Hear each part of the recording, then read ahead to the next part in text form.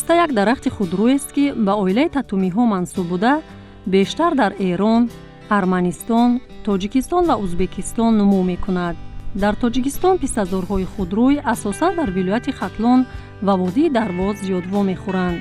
дар тиб мева ва мағзи донаашро истифода мебаранд. дар таркиби пӯсти донаи писта кислотаҳои палмитинӣ, олеин, линоли, зиф ва терпеноидҳо хеле зиёдво мехӯранд.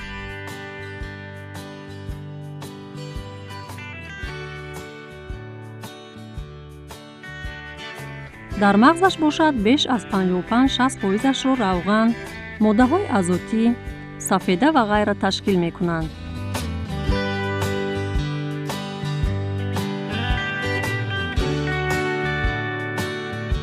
барги писта аз моддаҳои гуногуни кимиёвӣ бой буда, дар он карбогидратҳо, кислотаҳои органикӣ, равғани эфир, моддаҳои дабоғӣ, флавоноидҳо, липидҳо ва ғайра зиёд дучор меоянд.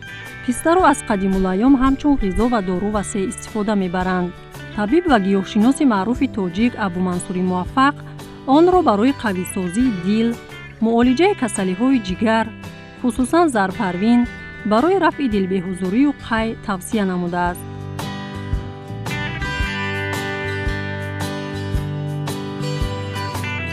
абуалӣ ибни Сино гуфтааст ки писта андар охири дараҷаи дуввум гарм буда, рутубат дорад. писта иллати талхаро шифо бахшида, бандҳои ҷигарро мекушояд. равғанаш низ барои дарди ҷигар судманд буда, ихтилоҷи меъдаро рафъ мекунад ва шикамро нарм месозад. табиб Амирдавлат ҳам ба табобатӣ будани ин мева таъкид карда навиштааст ки писта барои кушодани банди узвҳо нофеъ аст. равғанаш доғи кунҷитакро покгардонида, сулфа ва дигар бемориҳои қафаси синаро нафъ мебахшад ва ба дил қувват медиҳад. агар куфтаи мағзашро ба захмҳо банданд, онҳоро тоза созад ва умри одамро дароз намояд. Муҳаммад Ҳусейни Шерозӣ фармуда ки писта ба мағзи сар ва дил фоида дошта, дилзанӣ ва дилбеҳузурию қайро рафъ кунад ва ба зарпарвин низ нофеъ бошад.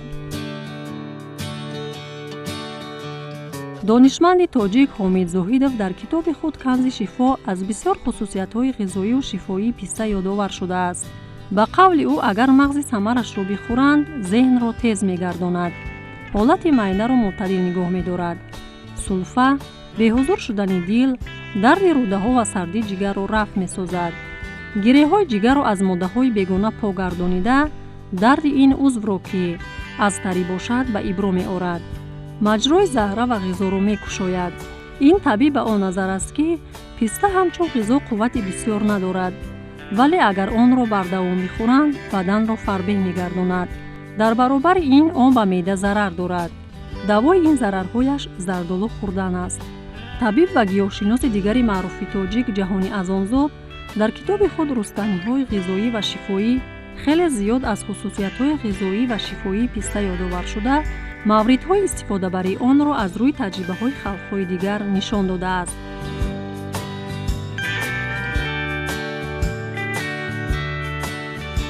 писта дар тибби мардумӣ низ ба таври васеъ истифода мешавад. онро барои табобати касалиҳои сил, камхунӣ, безурётии марду зан, касалиҳои меъдаю ҷигар ва ғайра истифода мебаранд. мувофиқи тавсияи табибони мардумӣ, писта ба одамони аз бемории вазнин ва дуру дароз баромада нафъовар аст. зеро хосияти писта ин аст ки шахсони харобро фарбеҳ мегардонад.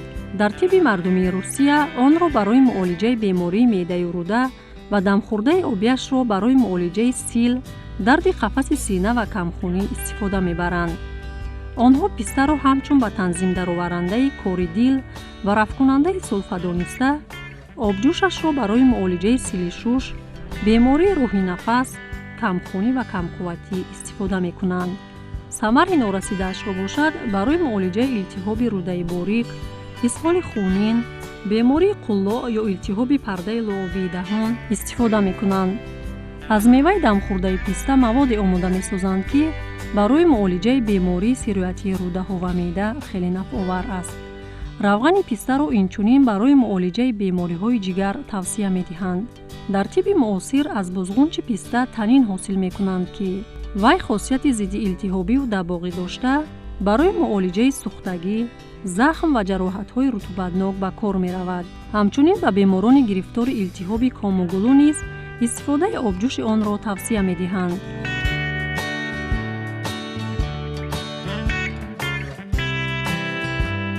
меваи писта дар саноати хӯрокворӣ ва баққолӣ ва равғанаш бошад дар саноати рангсозӣ ва атторӣ ба таври васеъ истифода мешавад. пистаҳои маҳаллии Тоҷикистон, ки дар шакли табиӣ вуҷуд доранд, бо вуҷуди ҳаҷми хурд доштанашон ҳанӯз ҳам аҳамияти ғизоиву табобатиашонро гум накардаанд. вале дар замони бозоргонӣ ин намуди маҳсулот чандон манфиатовар нест. бо назардошти ин ҷиҳати масъала, солҳои охир барои беҳтар гардонидани сифати ин маҳсулоти қиматбаҳо дар кишвар аз ҷониби ташкилотҳои марбута тадбирҳои судманд андешида мешавад. ҳоло дар ҷумҳурӣ навъҳои серҳосил ва калонҳаҷми пистаро ба вуҷуд овардаанд, ки барои пешрафти соҳа мусоидат мекунад. ҳамзамон навъҳои маҳаллӣ онро, ки дорои қимати калони ғизоӣ ҳастанд, пурра нигоҳ медоранд. чунин шакли кор имкон медиҳад, ки навъҳои маҳаллиро бештар барои табобат ва ривоҷи соҳаи атторӣ ва навъҳои ҷадиди онро дар саноати хӯрокворӣ истифода баранд.